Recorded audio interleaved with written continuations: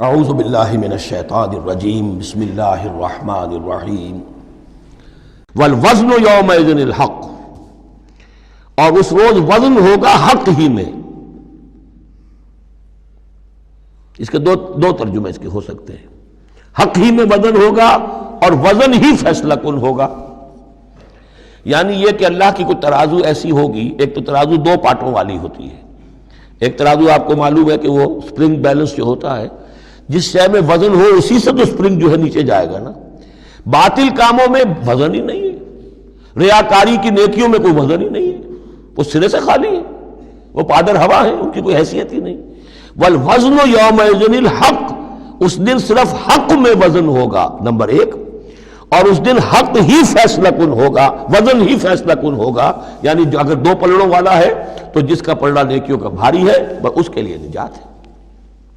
فمن ثقلت موازینہ، تو جن کے پلڑے بھاری ہوں گے، فاولئک هم المفلحون، تو وہ ہوں گے فلاح پانے والے۔ ومن خفت موازینہ، اور جس کا پلڑا جو ہے، جن کے وہ موازین جو ہیں وہ ہلکے ہوئے، فاولئک الذین خسروا انفسهم بما كانوا بآیاتنا یظلمون، تو یہ وہ لوگ ہوں گے جنہوں نے اپنے آپ کو ہلاک کر لیا بسبب اس کے کہ وہ ہماری آیات پر ظلم کرتے رہے۔ وَلَقَدْ مَكَّنَّاكُمْ، جتنی اہم وہ آیت تھی، فَلَنَسْأَلَنَّ الَّذِينَ أُرْسِلَ إِلَيْهِمْ وَلَنَسْأَلَنَّ الْمُرْسَلِينَ، اتنی ہی اہم اب یہ آیت ہے۔ وَلَقَدْ مَكَّنَّاكُمْ فِي الْأَرْضِ، اور دیکھو انسانوں، ہم نے تمہیں زمین میں تمکن عطا فرمایا۔ وَجَعَلْنَا لَكُمْ فِيهَا مَعَاشٍ، اور اس میں تمہارے لیے معاش کے سارے سامان رکھ دیے، جو ضرورتیں تمہارے جسم کی وہ یہیں سے پوری ہو رہی ہیں۔ تمہیں بڑا خطرہ پڑ گیا ہے کہ زمین کے جو خزانے ہیں ختم ہو رہے ہیں، خوراک کم ہو رہی ہے، دیکھو نا ہم نے سمندر کے اندر سے کیا کیا خوراکیں نکال دی ہیں۔ اللہ کے خزانے ختم ہونے والے نہیں ہیں، ہم نے تمہارے لیے معاش کا پورا بندوبست رکھا ہوا ہے۔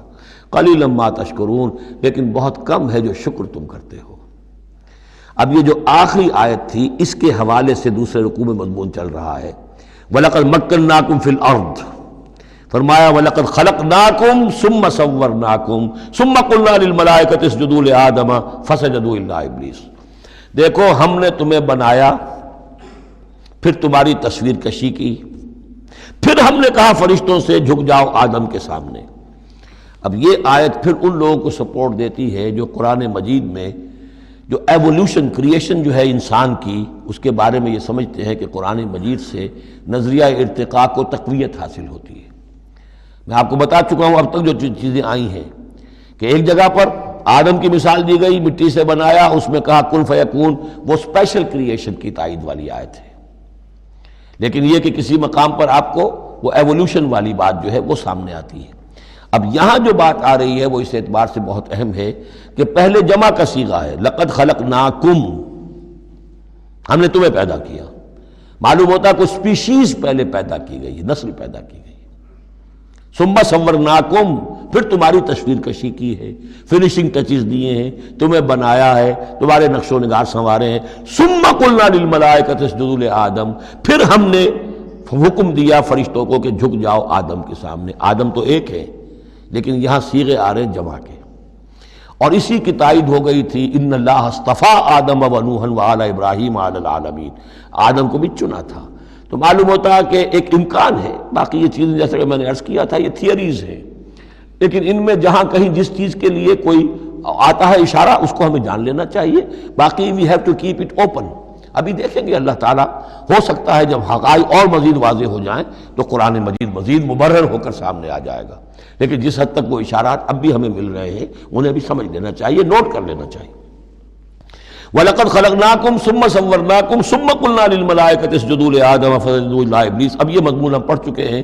سجدہ کیا سب نے سوائے ابلیس کے، لم یکن من الساجدین، نہ ہوا وہ سجدہ کرنے والوں میں۔ قال ما منعک الا تسجد اذ امرتک، اللہ تعالیٰ نے فرمایا کس چیز نے تمہیں روکا ہے جبکہ میں نے تمہیں حکم دیا، تم نے سجدہ کیوں نہیں کیا؟ قال انا خیر من، یہ اس کی اپنی استکبار کی بنیاد پر تھا۔ وہاں استکبرا، ابا واستکبرا، صرف یہاں اس کا قول نقل کر دیا، انا خیر منہ، میں اس سے بہتر ہوں۔ خلقتنی من نار وخلقتہ من طین، مجھے تو نے بنایا ہے آگ سے اور اس کو بنایا ہے مٹی سے۔ قال فاہبط منہا، فاہبط منہا، اللہ نے فرمایا تو اتر جاؤ اس سے۔ فما یکون لک ان تتکبر فیہا، اب تو تمہارے لیے کوئی موقع نہیں ہے کہ اس جنت کے اندر اکڑو اور اینڈو۔ فخرج انک من الصاغرین، اب تم ذلیل اور خوار ہو کر یہاں سے نکل جاؤ۔ قال انظرنی الی یوم یبعثون، اس نے کہا ذرا مجھے مہلت دے پروردگار اس دن تک کے لیے جس دن کہ ان کو دوبارہ تو زندہ کرے گا، قیامت تک کے لیے مجھے مہلت دے دے۔ قال انک من المنظرین، فرمایا ٹھیک ہے جاؤ تمہیں مہلت دی گئی۔ قال فبما اغویتنی، اب اس نے کہا کہ پروردگار جو تو نے مجھے گمراہ کیا اس آدم کے طفیل، اس کی وجہ سے میں رادہ درگاہ ہو گیا، لاقعدن لہم صراطک المستقیم، اب میں لازماً بیٹھوں گا ان کے لیے تیرے سیدھی راہ پر، تیری سیدھی راہ توحید کی ہے اس پر گھات لگا کر بیٹھوں گا اور انہیں شرک کی پگڈنڈیوں کی طرف موڑتا رہوں گا۔ لاقعدن لہم صراطک المستقیم، میں لازماً ڈیرے لگا کر اور مورچہ جما کر بیٹھوں گا تیرے سیدھے راستے پر، توحید کے راستے پر، انہیں شرک کی پگڈنڈیوں کی طرف موڑنے کے لیے۔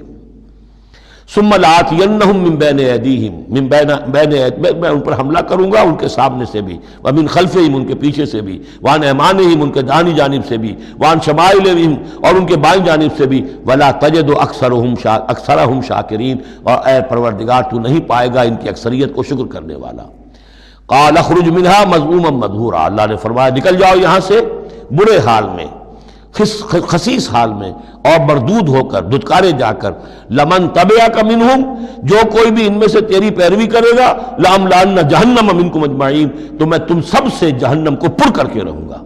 وَيَا آدَمُ اسْكُنْ أَنْتَ وَزَوْجُكَ الْجَنَّةَ، اور اے آدم رہو جنت میں تم اور تمہاری بیوی، فَكُلَا مِنْ حَيْثُ شِئْتُمَا وَلَا تَقْرَبَا هَٰذِهِ الشَّجَرَةَ فَتَكُونَا مِنَ الظَّالِمِينَ، تو کھاؤ اس میں سے جہاں سے چاہو، ہاں اس درخت کے قریب مت جانا، تم ظالموں میں سے ہو جاؤ گے۔ صدق اللہ العظیم۔